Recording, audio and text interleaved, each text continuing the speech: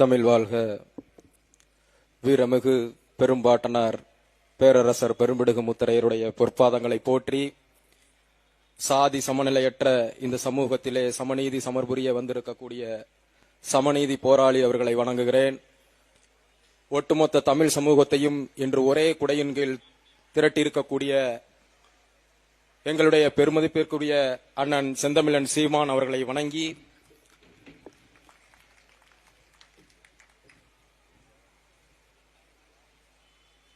தமிழகத்திலே பன்னெடுங்காலமாக மீனவர்களுடைய பிரச்சனை என்பது தொடர்ந்து கொண்டுதான் இருக்கிறது. திமுக அரசாங்கம் இருந்தாலும் சரி, அதிமுக அரசாக இருந்தாலும் சரி, தேர்தல் காலத்திலே மீனவர்களுடைய பிரச்சனைக்கு நிரந்தர தீர்வு ஏற்படுத்தப்படும் என்பது தேர்தல் வாக்குறுதியாக தான் காலம் காலமாக இருக்க வேண்டும் என்று நினைக்கிறது. அதனால் இந்த பிரச்சனைக்கு அவர்கள் முற்றுப்புள்ளி வைக்க வேண்டும் என்று என்னைக்குமே எண்ணியதில்லை. என் அன்பார்ந்த உறவுகளே, ஒரு புள்ளி உரம் சொல்கிறது, கடந்த 40 ஆண்டு காலத்தில் 880 மீனவர்கள் சுட்டுக் கொல்லப்பட்டிருக்கிறார்கள். இலங்கை சிங்கள இனவெறி கடற்படையால் சுட்டுக் கொல்லப்பட்டிருக்கிறார்கள் என்கிறது.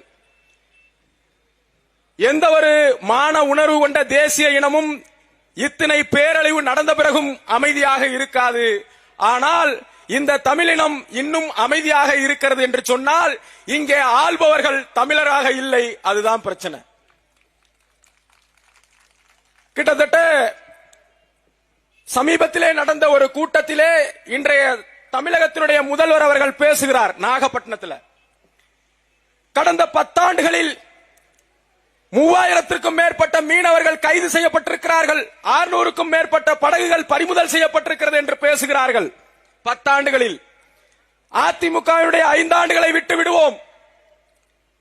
இன்று திமுக அரசாங்கம் பொறுப்பேற்று 5 ஆண்டுகளாக போகிறது. உங்களுடைய 5 ஆண்டுகளில், உங்கள் ஆட்சியின் கீழ் உள்ள 5 ஆண்டுகளில் 1194 மீனவர்கள் கைது செய்யப்பட்டிருக்கிறார்கள். எத்தனை முறை நீங்கள் கடிதம் எழுதினீர்கள்? 1000 முறை கடிதம் மட்டும்தான் எழுதினீர்கள். வேற என்ன செய்தீர்கள்? செஸ் விளையாட்டு போட்டி நடத்துவதற்கும் உங்களுடைய தந்தையினுடைய நாணய வெளியீட்டு விழாவிற்கும் நேரடியாக பிரதமர் மோடியை சந்திக்க தெரிந்த உங்களுக்கு இங்கே தமிழக மீனவர்கள் பாதிக்கப்படும் போது ஏன் நீங்கள் பிரதமர் மோடியை சந்திக்கவில்லை? எத்தனை முறை சந்திச்சீங்க? இங்கே அமலாக்கத்துறை ரைடு வருதா? உங்களுடைய சகோதரியை அனுப்பி பிரதமரை சந்திப்பீர்கள், நிதித்துறை அமைச்சரை சந்திப்பீர்கள். உங்களுடைய ஆட்சியில் தான் இன்றைக்கு மீனவர்கள் பிரச்சனையை பற்றி பேசுவதற்கு அருகதையற்ற ஒரு கட்சி திமுக கட்சி, திராவிட முன்னேற்ற கழகம். ஏனென்று சொன்னால் 1974 கச்சத்தீவை இலங்கைக்கு தாரை வார்த்து கொடுத்ததே இந்த திமுக அரசாங்கம் தான். இதை யாராலும் மறுக்க முடியாது. காங்கிரஸ் தாரை வார்த்து கொடுத்தது, திமுக அதை பார்த்து கொண்டு கைகட்டி வாய் மூடி வேடிக்கை பார்த்தது. இதை மறுக்க முடியுமா? யாராவது மறுக்க முடியுமா? 74 கொடுக்கும் போதாவது வலையை உலர்த்திக் கொள்ளுங்கள், அங்கே மீன் பிடித்துக் கொள்ளுங்கள் என்ற உரிமை இருந்தது. அதற்கடுத்து 2 ஆண்டுகள் 76 அதுவும் பறிபோனது. இப்ப என்ன சொல்றான்? இந்த தமிழ்நாட்டில் ஒரு மாவட்டத்தின் அளவு கூட இல்லாத இந்த சிங்கள இனவெறி அரசாங்கம் நீ என் நாட்டுக்குள்ள எல்லை மீறி வர்றேன்னு சொல்றான். என் அன்பார்ந்த தமிழ் சொந்தங்களே, கைது செய்யவில்லை, நல்லா தெரிஞ்சுங்க, கைது செய்யவில்லை. மனித உரிமை மீறல். வலைகளை பறிக்கிறார்கள், அறுத்து எரிகிறார்கள், துப்பாக்கியை காட்டி மிரட்டுகிறார்கள், படகுகளை மோதவிட்டு இடித்து உடைக்கிறார்கள். நாட்டில் எந்த ஒரு மீனவனுக்காவது இது மாதிரி நிலைமை நடக்குமா? நடந்தா விடுவாங்களா? அன்பு சகோதரி பேசும்போது சொன்னாங்க, குஜராத்திலே ஒரு மீனவர்கள் பாதிக்கப்பட்டால் இந்த நாடே ஸ்தம்பித்து போகும். ஆந்திர மீனவனும் அப்படிதான், கேரள மீனவனும் அப்படிதான். கேரள மீனவன் பாதிக்கப்படும் போது, ஆந்திர மீனவர்கள் பாதிக்கப்படும் போது, குஜராத் மீனவர்கள் பாதிக்கப்படும் போது ஊடகத்திலே இந்திய மீனவர்கள் பாதிக்கப்பட்டார்கள் என்ற செய்தி வருகிறது. ஆனால் தமிழகத்திலே ஒரு மீனவன் பாதிக்கப்பட்டால் தமிழக மீனவர்கள், அதுவும் குறிப்பாக ராமேஸ்வரம் மீனவர், கன்னியாகுமரி மீனவர், தூத்துக்குடி மீனவர், மல்லிப்பட்டினம் மீனவர், கோட்டப்பட்டினம் மீனவர், இப்படி தனித்தனியாக குழுக்களாக சிதறடிக்கப்படுகிறது. இவருடைய உணவுகள், இவருடைய உணர்வுகள் மழுங்கடிக்கப்படுகிறது. 2019 ஒரு சம்பவம். என்னுடைய சொந்தக்காரர்கள் இந்த பகுதியிலே படகு வாங்க சென்று கடலூரில் இருந்து இங்கே திரும்புகிறார்கள் ராமேஸ்வரத்திற்கு. இயற்கை சீற்றத்தினால் 4 பேர் கடல்ல அடித்து செல்லப்பட்டார்கள். கடல்ல அடித்து செல்லப்பட்டு 3 நாட்கள் எங்களுடைய தலைவர் அண்ணன் சமநீதி போராளி அவர்களுடைய முயற்சியால் 3 நாட்கள் கழித்து மீட்கப்பட்டார்கள். அந்த குடும்பம் நிர்கதியாக நிற்கிறது. குடும்பத்தில் எல்லாமே ஒரே ஒரு ஆண்மகன் தான். நிர்கதியாக நிற்கிறது. அன்றைய அரசாங்கம், அதிமுக அரசாங்கம், ஐயா எடப்பாடி அவர்களை சந்தித்தோம். 10 முறை சந்தித்திருப்போம். அன்பார்ந்தவர்களே, 10 முறை சந்தித்திருப்போம். 10 முறை சந்தித்த பிறகு அவர்கள் இந்த மீனவனுக்கு வழங்கிய தொகை 1 லட்சம் ஓவா, வேறே 1 லட்சம் ஓவா. ஆனா சாராயம் காய்ச்சுவது என்பது சட்டப்படி குற்றம். அந்த சாராயத்தை வாங்கி குடிப்பது என்பதும் குற்றம். தெரிந்தே அது கள்ளச்சாராயம். சாராயத்துல நல்ல சாராயம் இல்ல, கள்ளச்சாராயம் இல்ல, சாராயனாவே கெடுதல் தான். அதை தெரிந்தே குடித்தவனுக்கு, அதை குடித்து இறந்தவனுக்கு 10 லட்சம் ரூபாயை தருகிற இந்த அரசாங்கம், மீனவன் இறந்து போனால், உள்நாட்டு உற்பத்தியிலே முக்கிய பங்கு வகிக்கக்கூடிய இந்த மீனவன் இறந்து போனால் 1 லட்சம் ரூபாய் 2 லட்சம் ரூபாய் பிச்சை கேட்டு வாங்க வேண்டியது இருக்கு. பிச்சை கேட்டு வாங்க வேண்டியது இருக்கு.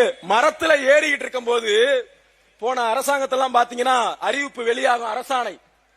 தென்னை மரத்துல ஏறிக்கிட்டு இருந்தார். ஏறிக்கிட்டு இருக்கும் போது பாம்பை பார்த்து கீழே விழுந்தார்.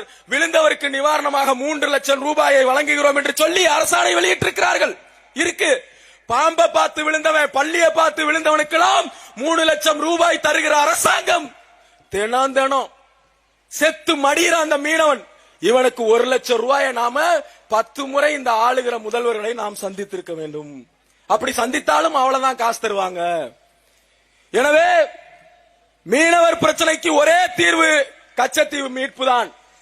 ஆனால் இன்றைக்கு திமுகவுடைய கூட்டணி கட்சியாக இருக்கக்கூடிய காங்கிரஸ் சொல்கிறது, காங்கிரஸ் தலைவர் செல்வ பெருந்தகை சொல்கிறார், கச்சத்தீவு மீட்பு கோரிக்கையை திமுகவை கைவிட சொல்லி நாங்கள் வலியுறுத்துவோம் என்கிறார். இப்ப திமுகவுடைய நிலைப்பாடு என்ன? மீனவர்களுக்கான அரசு.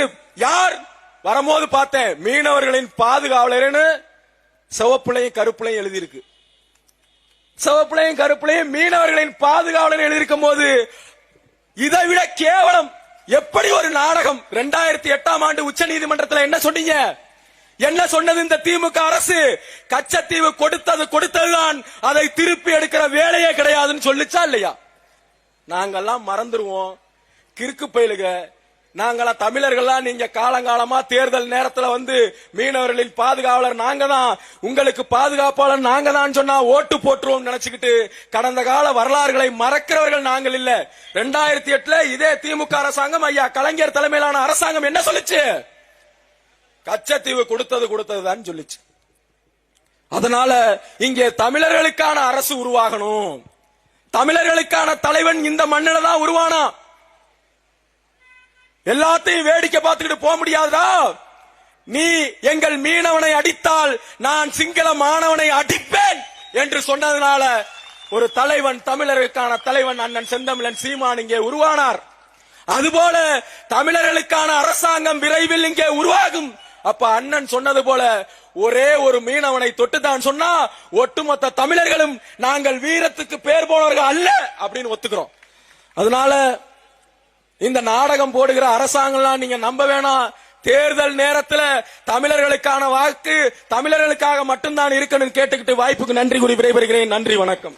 அடுத்ததாக மீனவர் பாசறையின் மாநில ஒருங்கிணைப்பாளர்